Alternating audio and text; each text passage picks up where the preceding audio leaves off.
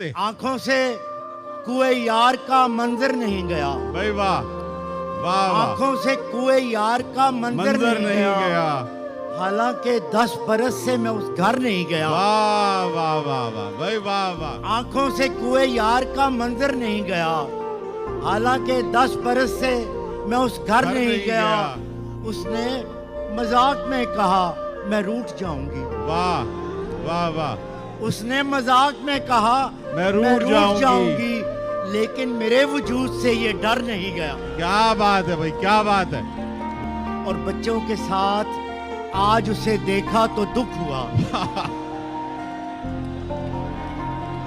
بچوں کے ساتھ آج اسے دیکھا تو دکھ ہوا، ان میں سے کوئی ایک بھی ماں پر نہیں گیا۔ واہ بھائی